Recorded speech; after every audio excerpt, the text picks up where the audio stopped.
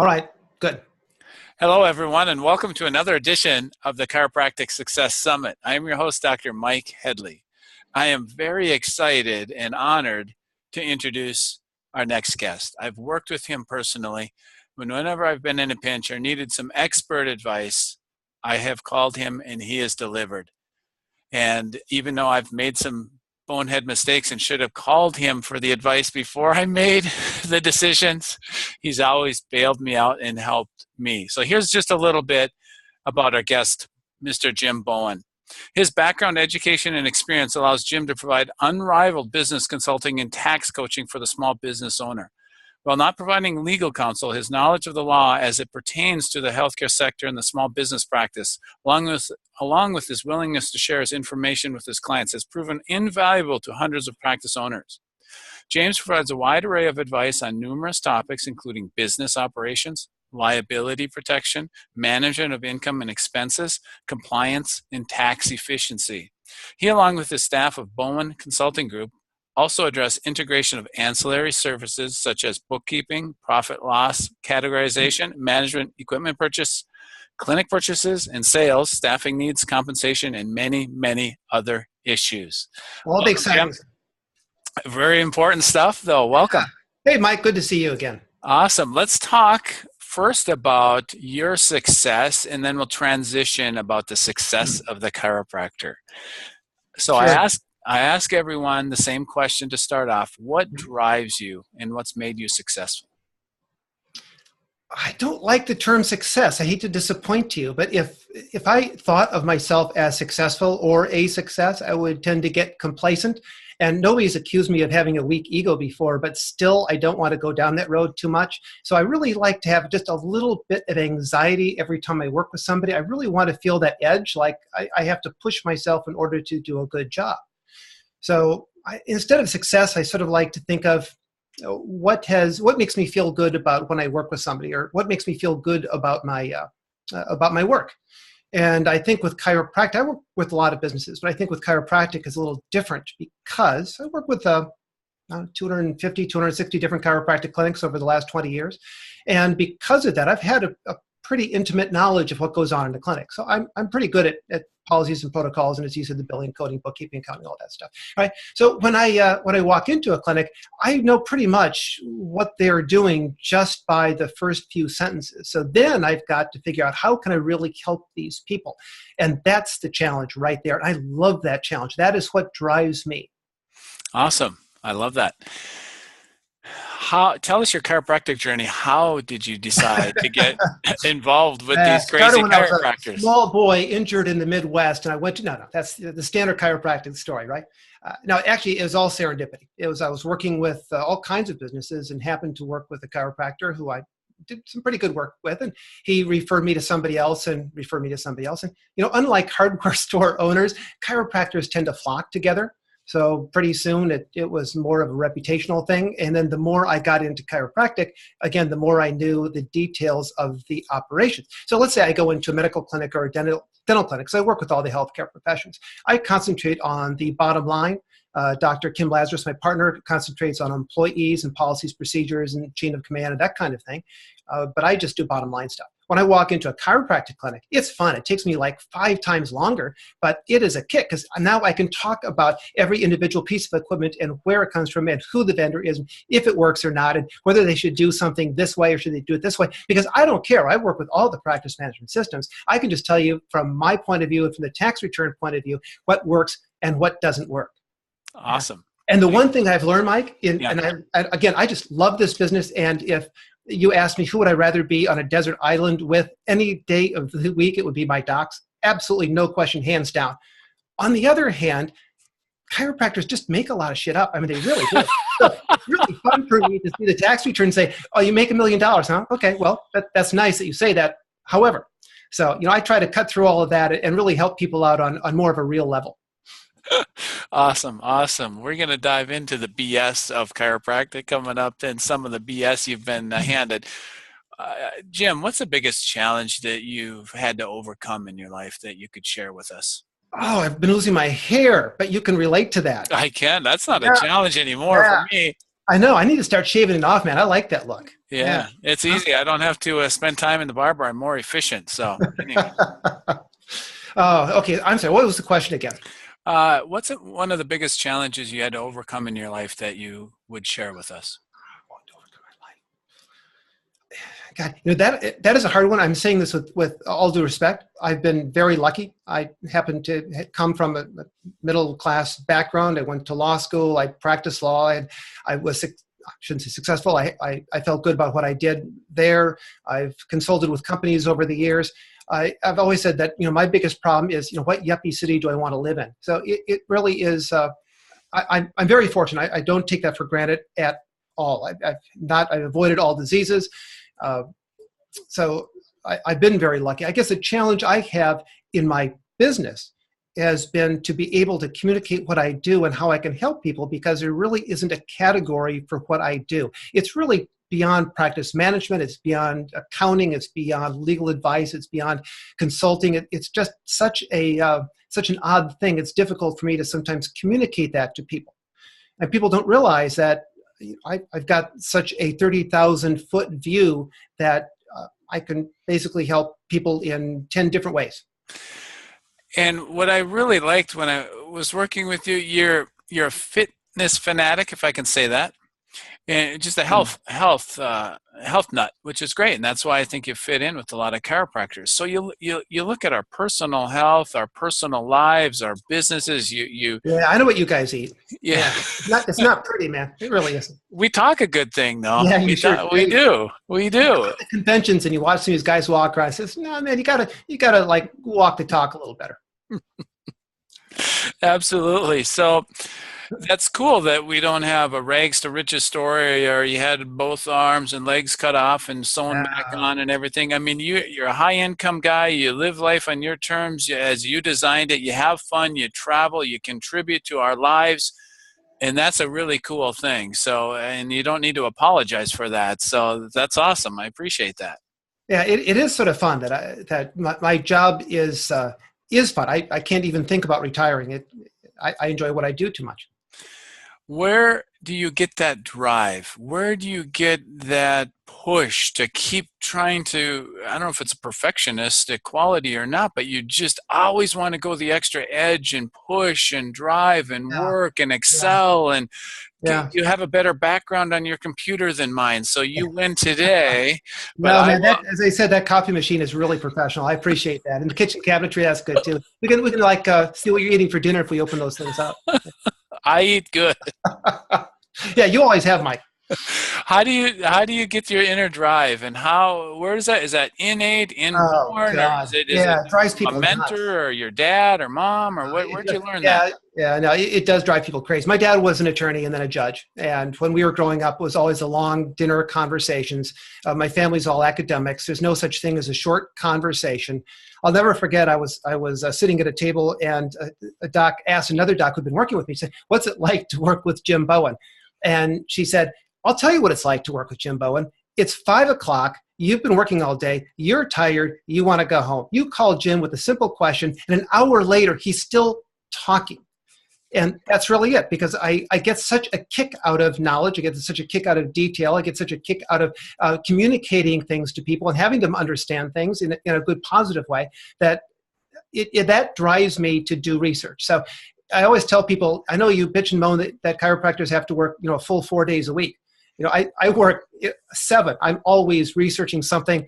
I'm always looking up everything. I always try to challenge my own facts, because I always find that if I get too complacent in my beliefs, chances are they're probably wrong, or at least not complete. So I always try to tear down my own belief structure, which is why I always admire Dan Murphy so much, because every time I listen to Murphy, I go, "You are so full of crap, Murphy." And then I go home and look it up, and no, he's always right. Yeah. Every single time. Yeah. And I found that with you over the years, and I appreciate that. And what I really, really, you're authentic, you're genuine, you have high integrity, you walk your talk. If you tell me to eat a certain way and drop 10 pounds, I mean, you're walking your talk. Thank you. That really is one of my challenges, speaking of them, because when I walk into a clinic, I've got a reputation of, I call it sensitive insensitivity. So if I walk into a doc's office and his or her breath smells, I got to tell him, right? If they haven't shaved in too long, I need to tell them. If their front desk staff is sloppy, it's the kind of thing that I really have, but I have to do it in a place from love and respect, so I don't trigger defensive reaction. And that really is a challenge. Yes, yeah, it is. How to be tactful and not just like, hey, you're out. It's like, did you know that you had a spine on your shoulder? Did you know that you have that? Right? I know it's your friend. It's probably got a name, Wally or something, right? Fred, yep. So in general, let's transition into these chiropractors' offices that you go see. Is there one or two or three things that you would suggest that we stop doing, and one or two or three things that are just no-brainers that we should start doing that is just like so obvious that we can't see it? Like, what are just some low-hanging fruit that we're doing wrong that we should stop and we should start? You mean besides burning the clinics down? I mean, you wouldn't believe the hovels that I walk into. Now, that is one thing. Again, I love my chiropractic clients. They're fantastic people. I love them dearly. But if I walk into my MD or dental offices, they're usually pretty nice.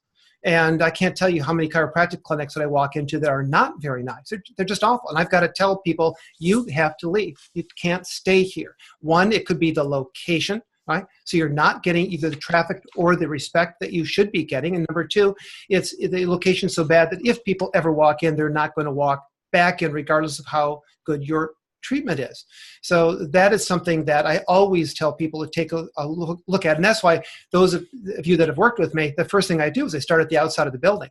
And we look at where you are, what the building looks like, what the name of the clinic is, what the image of it is, what are the fonts of the sign and the color, and when you walk through, what does it feel like? What does it smell like? What's the experience from the patient's point of view? Too many of the time, the docs walk in the back door, they don't even know what it's like walking through the front door. So I try to walk them through the front door as if they were a patient seeing the clinic for the first time with brand new eyes. And that is something that I recommend that all of you do.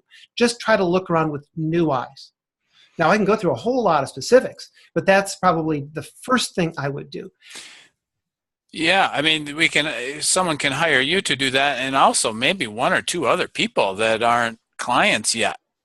Just like neighbors that maybe have not been a client, they could walk through and give you their opinion. Yeah, but there is something called an interior designer, and when you've got an interior, you might want to bring one in because they have had more experience than you have, and you're not going to get the bright purple walls that you happen to like, but nobody else does. Yeah, exactly. So get an interior designer in there. And also the other thing, just in general, the offices are way too cluttered. And one of the first things I do is just take everything off the front desk, for example, take down all the posters in the walls. Try to make it a clean, sleek look, make it a professional office. And the easiest way for docs to get a frame of reference on that is to start walking into other offices, either other chiropractic offices or law offices or interior designer offices, or the best ones, my favorite, are the plastic surgeons. Those guys are great. And the derms, man, my derms do really well. They'll spend $2 million on a build out. But it's really nice because they want people to walk in and drop $25,000 in a facelift. So, look to see what the little cues are that you like. It could be direct lighting, it could be color, it could be desk placement, whatever it is, just start taking note of it and applying it to your clinic. Thank you. That's really great advice. Declutter, designers, just think about the experience, all the senses that are involved. Like you said, the smell of our breath, the smell of the office, all that stuff. One of my slideshows that I do, and I've got a number of continuing education seminars that I give around the country, and one of them has about 380 slides of the interiors of offices. I call it the good, the bad, and the ugly. And you could hear a pin drop during some of these because people start recognizing some of the things that they're pointing out, and they say, yeah, maybe I shouldn't have that picture in my clinic, right? Maybe I shouldn't have a spine on my shoulder here. Yeah, I wasn't going to say anything, but it's a security thing, I'm sure. Some people have blankets, some people have little dolls, some people have stones. Yes. Yeah. So other things to look at. Yeah. So, and getting back to what you were saying, what would we want to recommend to a chiropractor who's listening to this? The first thing, I guess, is to figure out, why do you have a clinic to begin with? What do you want it to do for you? Right? Where are you in life? Where do you want to be in 20 years? Why do you have this clinic? What do you expect it to do? And is it on track for doing it? And I can't tell you how important that is. One of the things, Mike, that I spend a lot of time with clients on is to figure out where they want to be in 5, 10, 15 years. And whatever they want is fine. I don't care. That's the other reason why I don't like this term success. because I feel like everybody has different goals. And some people, it might be monetary. Other people, it might be spending time with family. Others, I mean, who knows what it is. So I always want to figure out what they really want to do, where they want to be. But now are they living in a fantasy life thinking that the way that they're operating their lives are going to get them there? And I would say more than half the time, they don't, that one doesn't match the other. So my job is to very gently and nicely point out that what they're doing will not get them to where they want to be in the time frame they're thinking of. So because of that, maybe we should think about another way of healing people. Cool.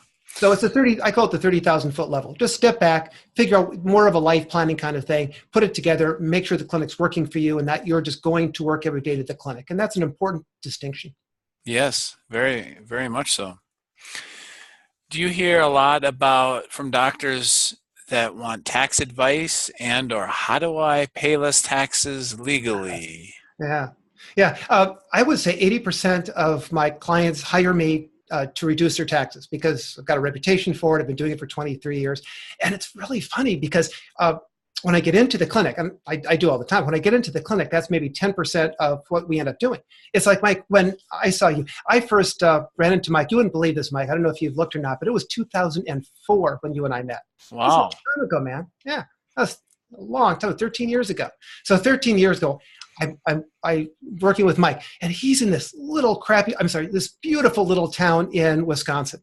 And it's a town of 9,000 people, not even 10,000 people in this thing. And I remember that there was a store down the street, and the title of it, I'll never forget, Jewelry and Guns. That was the name of the store, Jewelry and Guns. And that was sort of the way the town rolled, right? But Mike wore it honestly because I was looking at his returns before he even went there and said, you're doing really well. It's not just six figures. It's strong six figures in this little beautiful town. So how are you doing that? And I went there and I found out this is a guy that would actually have a spine on his shoulder. And everywhere, remember the backpack you wore? He always had a backpack with an 18-inch spine in the backpack. And everywhere he went, he'd take that backpack and he'd put it on the table and people would come up and say, what? Are you a chiropractor or what is that? Start the conversation. You treated everybody in town because you wore it on your sleeve. And I can't tell you how important that is for docs to get out there and actually own what they do instead of sitting in an office. I'd say if there's one thing I could tell all docs, that's got to be it. Get out there, share the message, and create relationships and mingle and network. And yes. Well, I'd say if there's anything that separates successful from non-successful docs, and again, successful in terms of, I'm just going to go on bottom line for a second.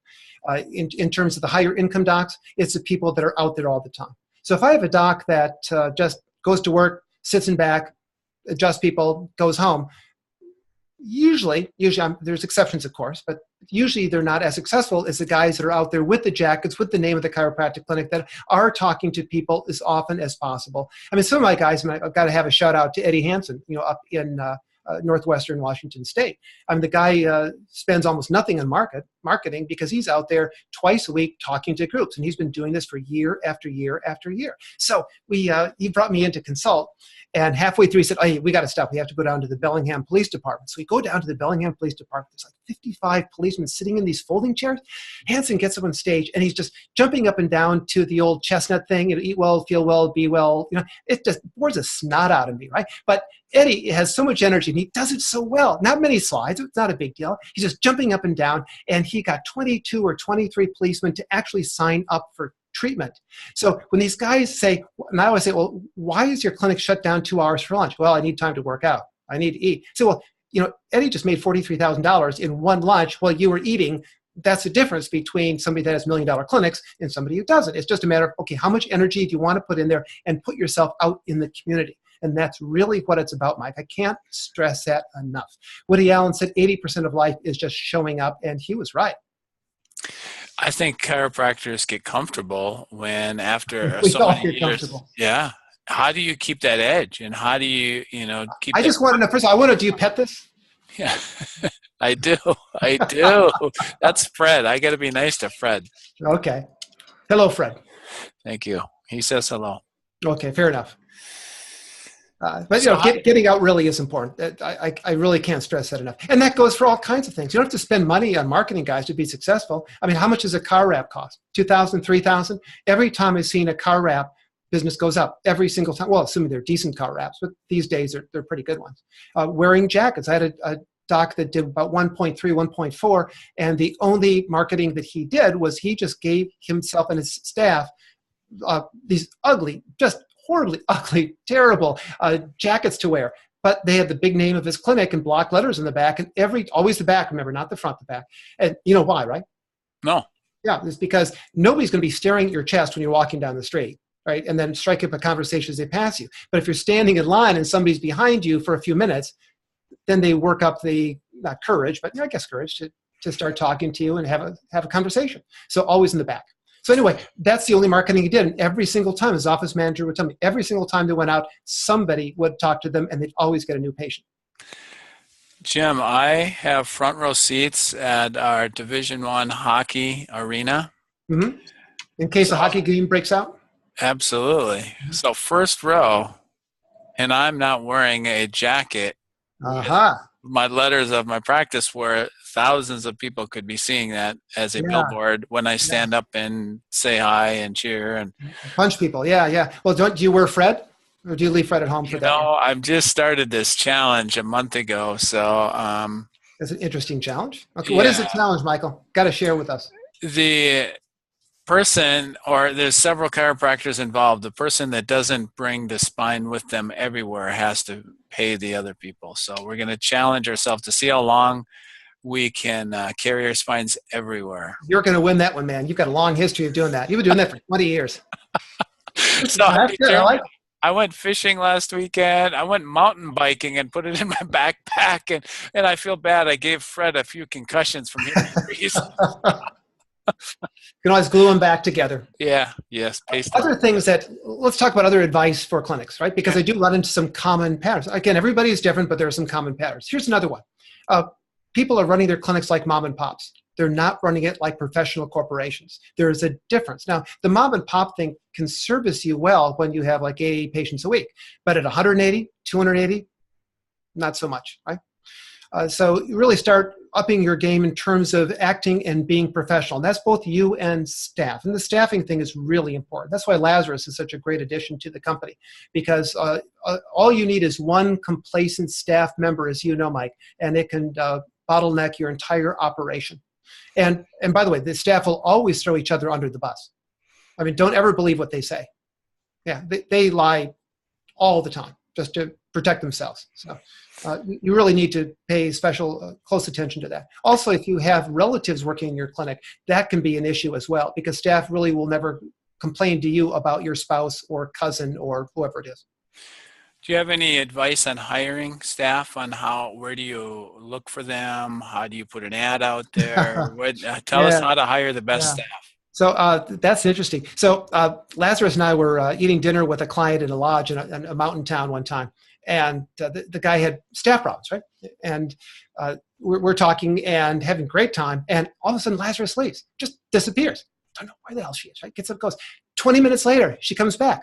I found you your next office manager. She had gone out and watched every staff member in this lodge, evaluated who were the top 2 or 3 people, had many interviews with all of them, picked one, brought him back, and great office manager. So she found him. So it really is going out. It's not just a Craigslist thing. And go out and see in the community and watch them, see who it is. I mean, the old thing about going to Starbucks and finding people, that can work as well. But we all know that every now and then you see somebody who's a superstar wherever they are, and they're working beneath their potential. And those are the people that you grab. Okay. So just be up, again, like you said earlier, get out and about. And so you can't find them in the back of your office. That's right. Yeah, you got to be open to this kind of thing, right? Do you recommend hiring clients or patients of yours? Yeah, patients. Front desk, I mean, you see that so often, right? The front desk people are usually people that were patients, usually women that came in when they're 18, and then when they're 20 and they decide they're not going to college, then they come in and become front desk staff. I see it over and over again. And those guys can be fantastic, because they believe in chiropractic, they've gone through the program, they've got a lot invested in your theory of healing, and they can be fantastic people. Make sure that if you do hire staff, though, you don't then hire the staff's brothers, sisters, cousins. Then there's a team, and you will always lose. Guarantee it. Thank you. What advice do you have for paying staff and or bonuses and Oh, of that such? yeah. Yeah. There was a management system many years ago where you would pay the staff you bonus the staff based on what the clinic did. So every year as the clinic grew, the staff would make more money. It was supposed to be an incentive. And I sort of have this old fashioned belief that the incentive is you get a paycheck. And if you're not doing a good job, you fire them. And especially when I walk into some of these offices that started off small, and then all of a sudden, because they've been growing for 10 years, you got a $50,000 front desk person. It makes no sense at all, right?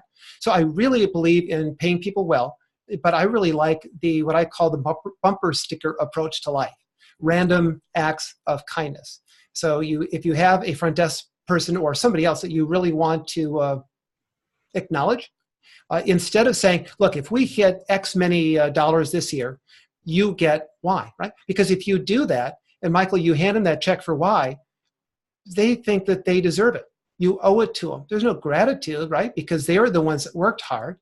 But if instead of that, you call them in your clinic and say, you know, Mary, you're a part of the team. You've been great. We couldn't do this without you. You're part of the family. I just want to show you how much we appreciate you.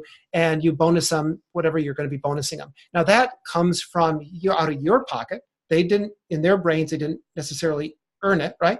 So you're doing it out of generosity, and you will buy far more loyalty that way than if you set up programs where every year as a clinic grows, staff gets more. Now, having said that, that doesn't mean I do this a lot. You have to have fun, because you got to remember these people at front desk, right? They get bored to tears, right?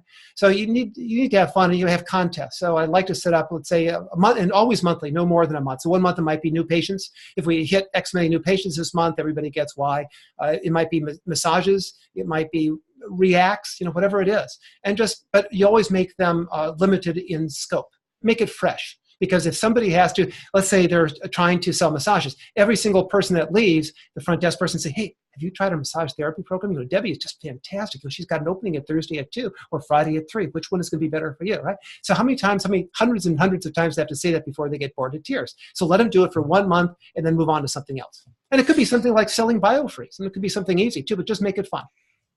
Perfect. That's a really good idea. And it's legal to say incentivize referrals or new patients and things like that with our staff? Legal? Are we supposed to worry about being legal? Michael, isn't it just you and I talking as friends? Yeah.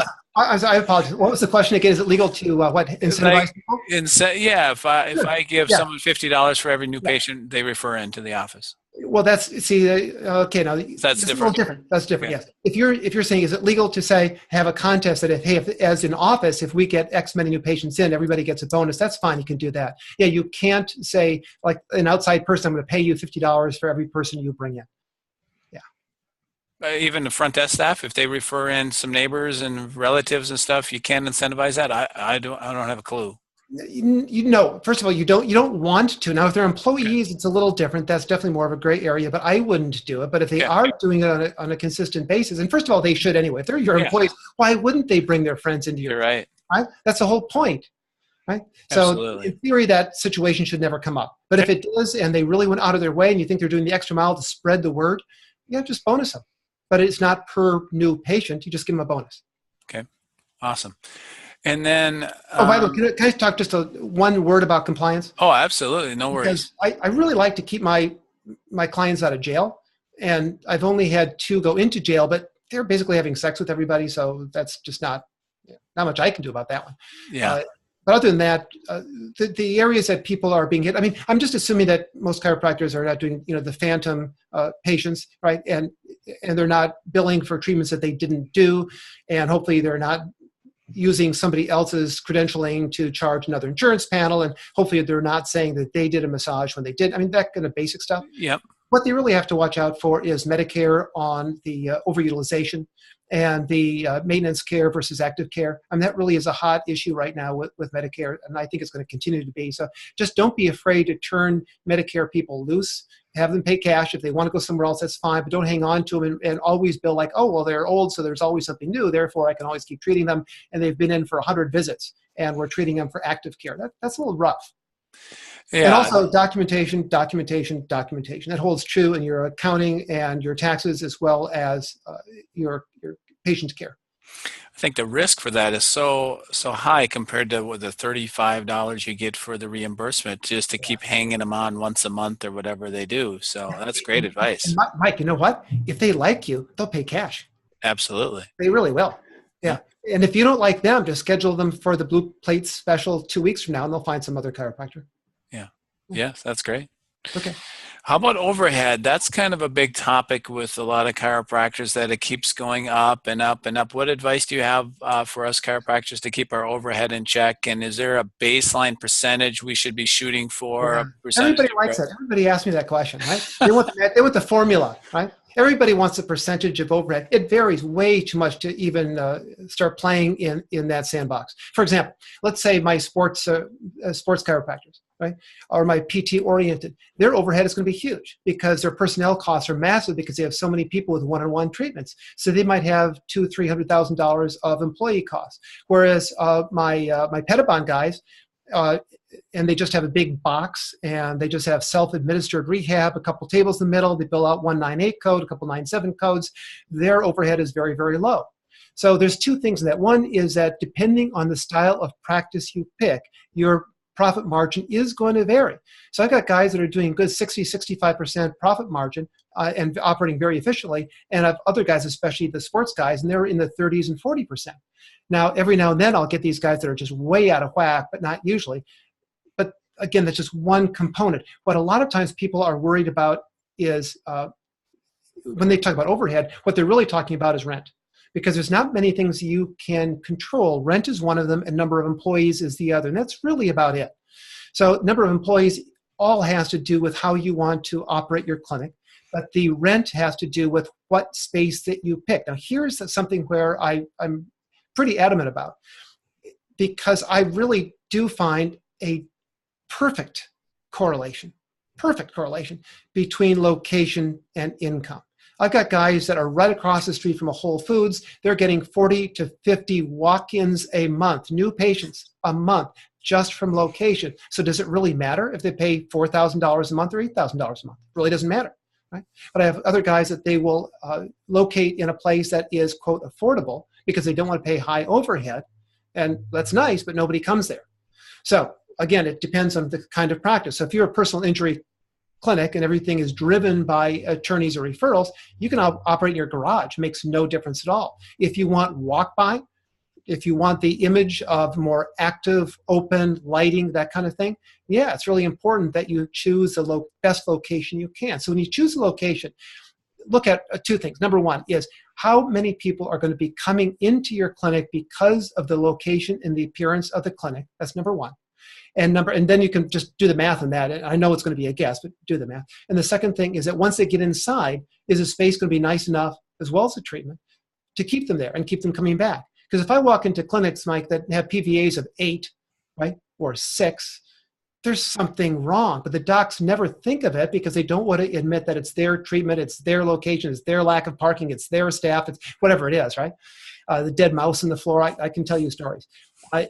But when I walk into docs that have PVAs of 60, 70, 80, okay, I know those guys are doing good work. They have good rapport with their patients. The patients like being there. It's a nice atmosphere. For example, excuse me for talking so much. Cut me off anytime you want. But I really love the whole Pedibond kind of style just because it's so basic, right? It's just 4 walls, 2 tables, and some crap. That's really all it is. But it works. So, and most of the time, it's a really a nice atmosphere because the docs get to talk to other people with open adjusting, right? So there's conversations between patients, docs, and all this. I walked into one Pedibond clinic, and there was chairs lined up, not wobble chairs, just chairs. And the doc was in the front adjusting. Silence. Dead silence. He couldn't talk. He had this personality that just could not say a word, and people hated being there. It was like pulling teeth to have to sit there and wait. And you didn't want to take out a book and read, but nobody was saying anything. And the numbers reflected the fact that it was not a joyous place to be. Yeah.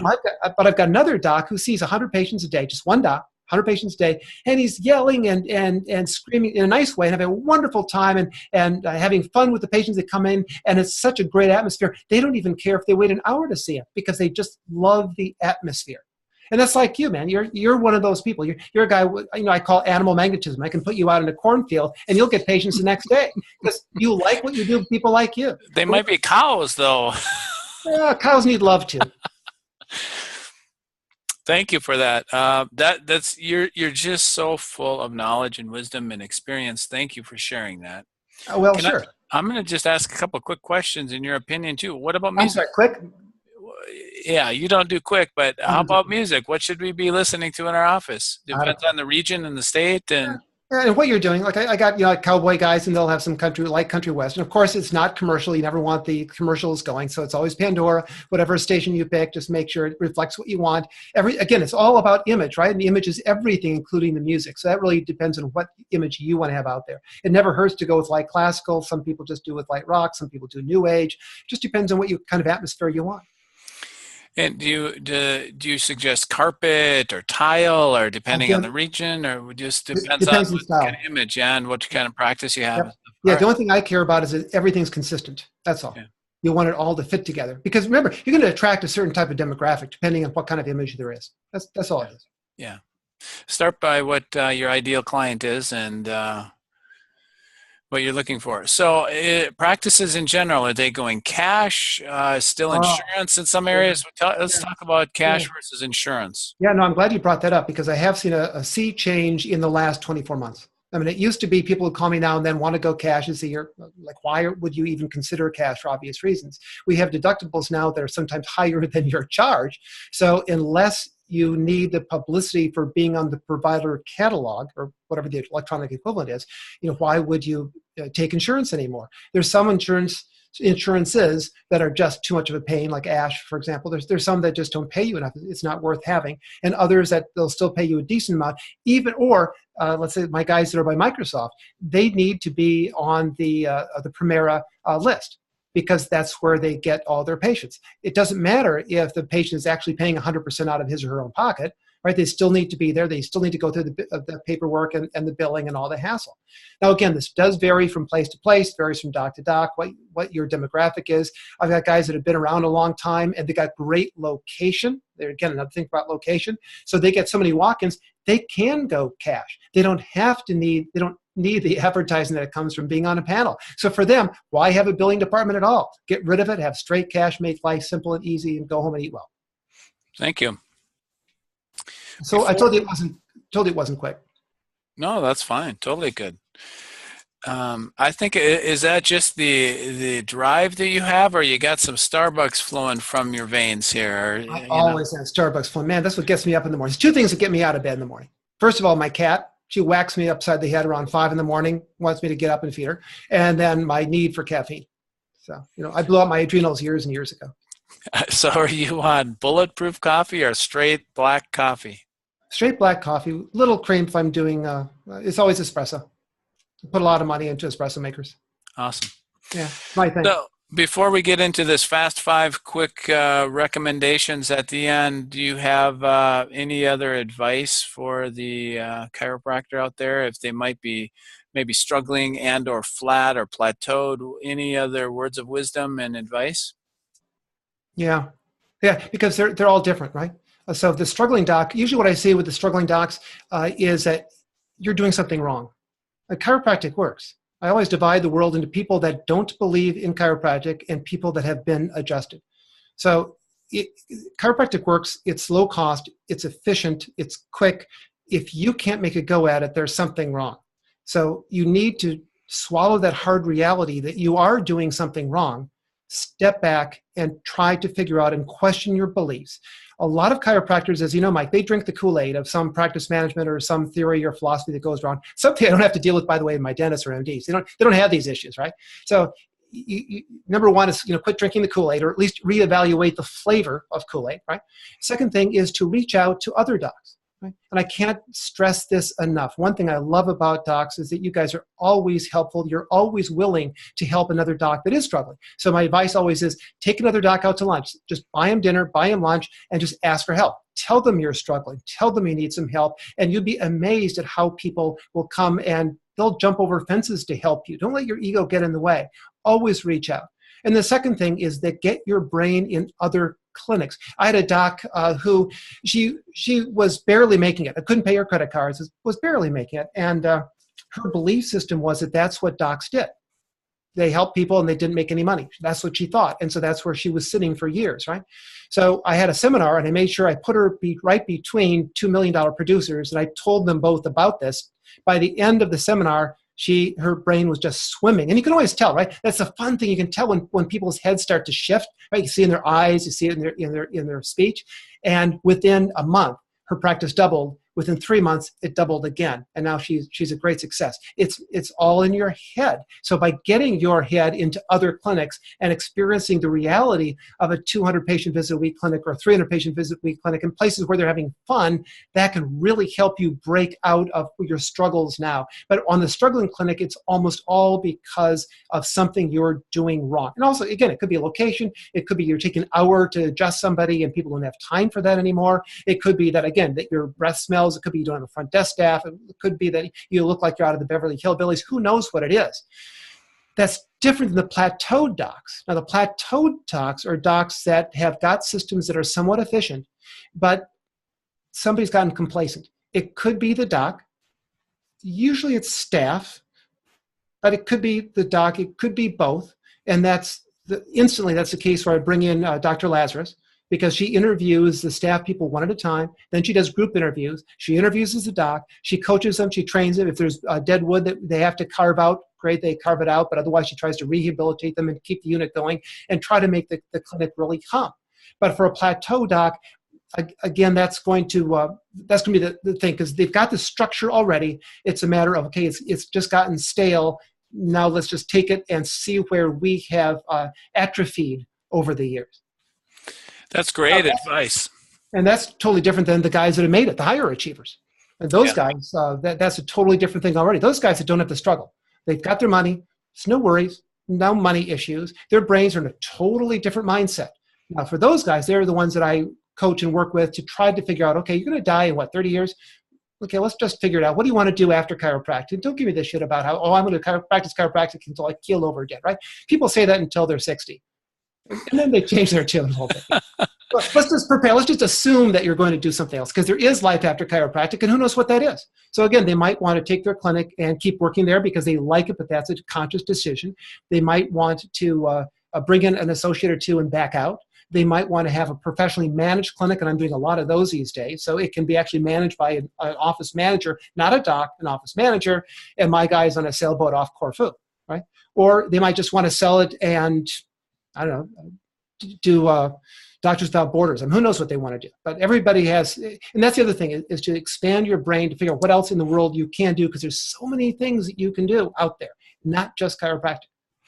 I love it. That is such great advice. Thank you for sharing. I'm still trying to get to our quick, fast answered questions here. We'll get there.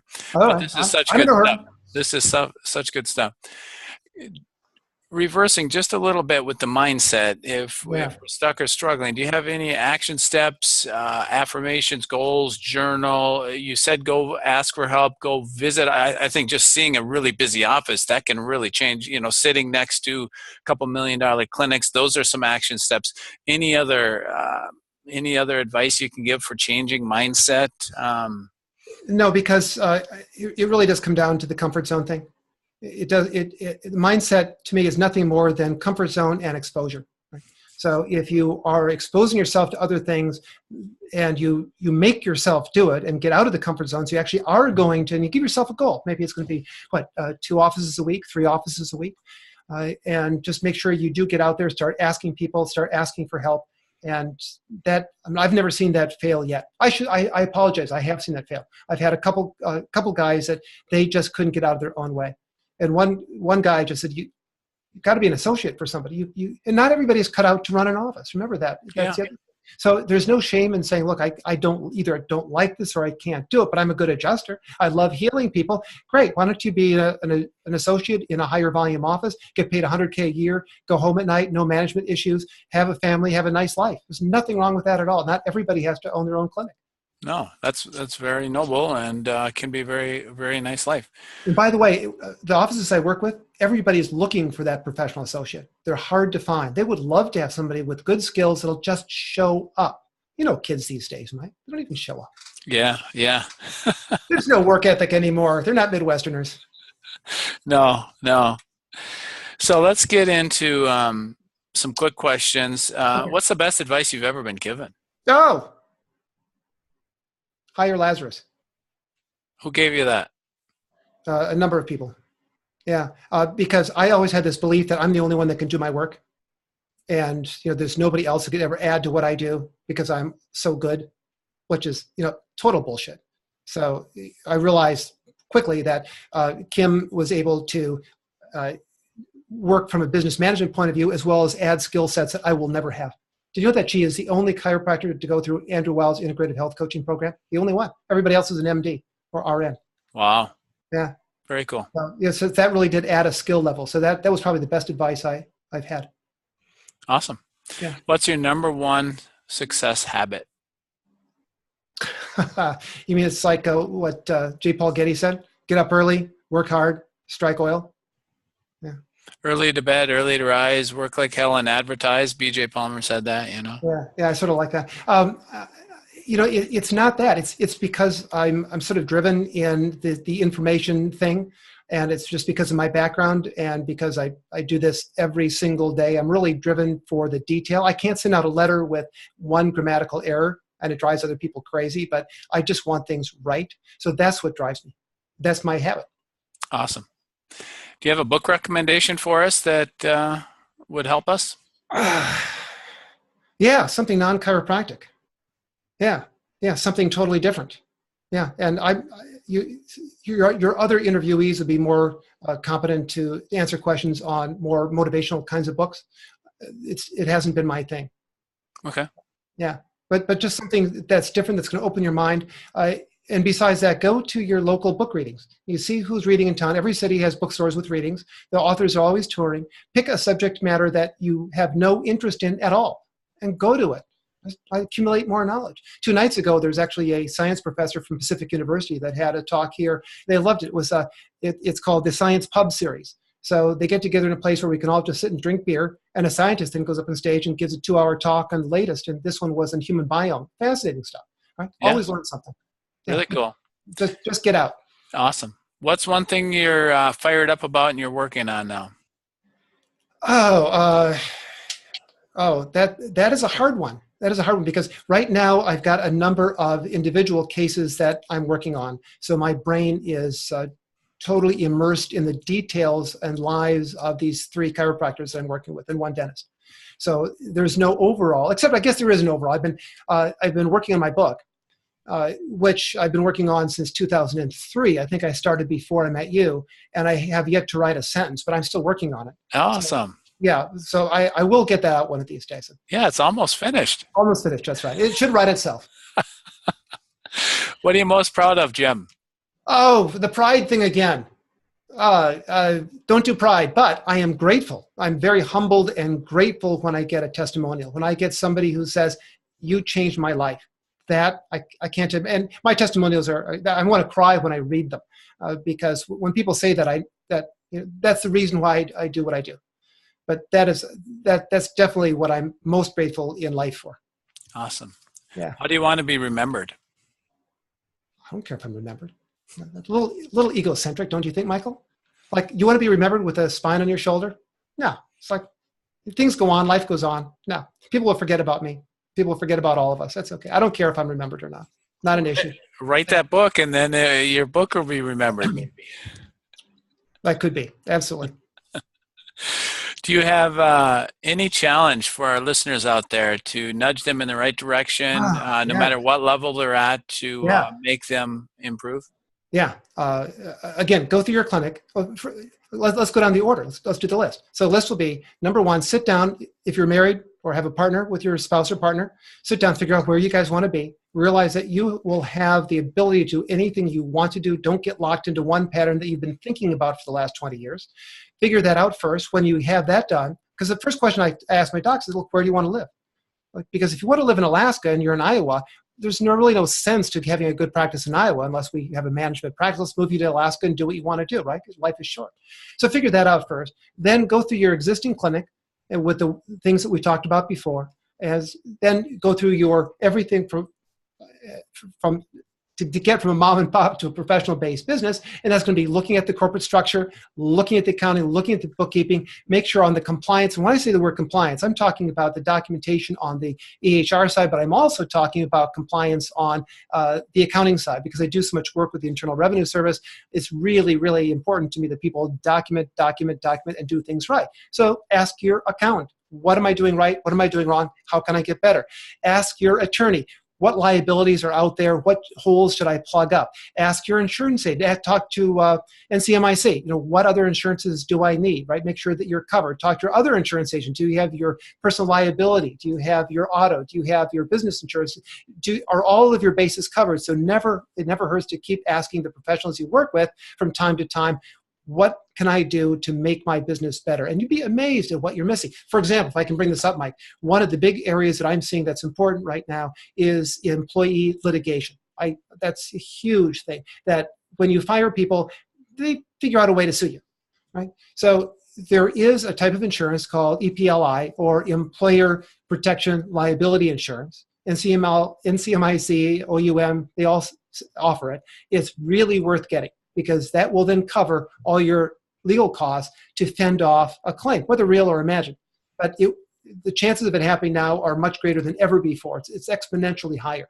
So ask your insurance agent for EPLI insurance. It's really important to get that under your belt. That's great advice. Thank you. You're welcome.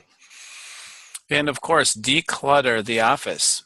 Oh, that's sort of fun. Yeah. You just go through and just take everything down, and then just put back the stuff that you want to put back. Yeah, that's really awesome. A kick. And then again, just try to see how you appear to the outside world, because we all get so insular, right? And all of us do, that we think everybody sort of understands us. They know who we are. They know what we do. But guys, the public really does not have a clue. I mean, think about this. If you're in dentistry, my dentists they're either dentists, they're dental surgeons, they're orthodontists, they're endodontists, right? They have specialties. So if you say the word orthodontist, the public knows what that means. Here, what do we have? We're all chiropractors. Right? Oh, we have a diplomate in pediatrics. Oh, we're instrument adjusting. Oh, we're upper cervical. The public doesn't have a clue. They just think of us as chiropractors. So there is really no identity there. So that's something that you really need to pay attention to. If you want to have an identity, figure out how you're going to take that and put that towards the public so they see you and they instantly have a feel, at least, of who you are. And that's why websites are so important, and location. Location, websites, hub, and getting out there and speaking, like you said, like you gave an example of that guy killing it over his lunch hour and doing these talks and jackets and branding and image.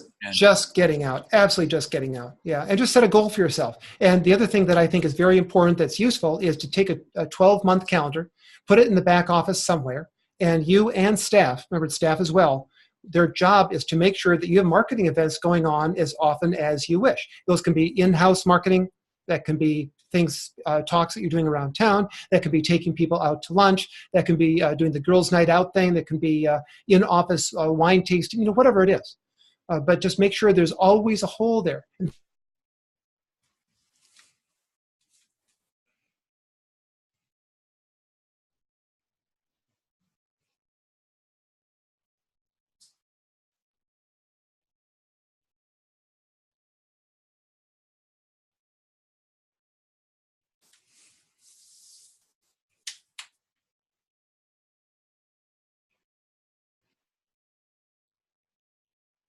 The planning is important. Great. That is so much information in a short amount of time. People are going to have to watch this multiple times to take some notes. Well, I can always come into any clinic. As I said, I can always reduce their tax liability. That's easy. I've been doing it for 23 years. As I said, Mike, with you look at me, C2, L3, done, right? But what I care about with my clients is how can we fix all this other stuff? Yeah, we can make you more money. We can reduce the tax liability, but let's also then take care of all this other stuff. So all of this fits together. We're going to take it apart, put it back together in a way that you want, that fits your goals. I think that is so needed in chiropractic, because we are the technician. We are so good with our hands and even communicating our story and telling our story and our why. But the business end, if you don't mesh them up, it doesn't matter if you're the master. That's true. You're going to have to It's shut the doors. nobody hears about you. It's like they say, if you don't blow your own horn, nobody hears you, or some line like that. And that's the problem with a lot of the practice management systems, is that it's always everybody gets put in the same slot. So there's so many times it's a square peg in the round hole. So if I've got a guy that really can't speak, last thing in the world I want to do is to tell him to go out and speak. We'll figure out other ways for him to market, right? If we have a guy that's a rainmaker, we want to make sure that he or she is out there constantly doing the rainmaking. Hire a professional associate to do the adjusting maybe. So there's all kinds of ways to make this thing work. The key is to, how is it going to work for you? So I love it that you literally go down and sit at their house in their practice, and you I won't take a client unless I can spend a day at their clinic. I need to see their reality. Yeah, because we'll make something up, or say our office is clean and nice and beautiful, and then you'll find rats in the corners, and and nothing branded and things like that. So you want to see it, not just hear it. And also, when I spend a whole day with the client, we really form more of a rapport. I get to know who they are more, but I really do need to know what their reality is and what they're working with, because that is going to totally make a difference on any strategy I recommend. That is so awesome that you do what you do, and you love chiropractic, and you love chiropractors and making us more successful. Well, the fun thing is that even if I just do my absolute minimal tax work, people are always getting back 2, 3, 4 times more than what my fee is anyway. So it's such a no-brainer. And I guess that's the frustrating thing, is how do you communicate that to people? Say, guys, you'll pay for it anyway. You'll get paid for it anyway. So let's clean up your act. Let's get you into the whole corporate stream of things. Let's move you forward. And my advice gets paid for over and over and over again. And then if you double the practice and growth and all the fulfillment and make it easier, and the systems and the staff, and that's just really triple gravy right there. Yep. That is awesome. So how do they, if they want to have a consult, they want you to come to their office, they want more information, what is your contact information? Sure. Website, bowen.us, BOWEN.us. Go there, phone number's there. Feel free to give me a shout. I do free consultings with anyone that calls. So if you want a 30-minute consult or whatever it's going to take for you, just give me a shout. Tell me what your story is. Talk to me a bit. Let me know what you're doing, what your struggles are. If you hire me, fine. If you don't, that's fine too. I'll be happy to share my whatever thoughts I have and experience I have. I'll be happy to share them with you. If you send me your tax returns, I can do a quick review for you. And if I can get you $20, $30, $40, $50,000 back over the last 3 years, great. Let's do it. Let's go. Awesome. That's so generous. That sounds really good. Yeah. Any final words, Jim? I'm sorry? Any final words? Get out there and fight the good fight. I mean, I just love working with my docs, because the one thing I'll tell you about my chiropractors is if people are hurting, they call my docs at 2 a.m. You'll get out of bed. You'll fix them if you have to. My dentists don't do that. They'll send them down to the emergency room, right? So you guys are caring. You heal people, and I'm very happy that you're here. And that's why you love to make our bottom line as clean and good and efficient as possible, and help us out. That's awesome. Yeah, it's a good gig. Thanks so much. It's been a pleasure. Thanks. It was a lot of knowledge thrown out here, so I appreciate it. Mike, you got to come to one of my seminars. It's been a while. I do. I'll bring my spine and sit in the front row. You bring Fred, man. I'll have a special chair for Fred. Awesome. I will. Hey, good to see you, man. Thanks. I really appreciate this. It's been fun. Thank you so much. Okay. Take care. Bye-bye. Bye, guys.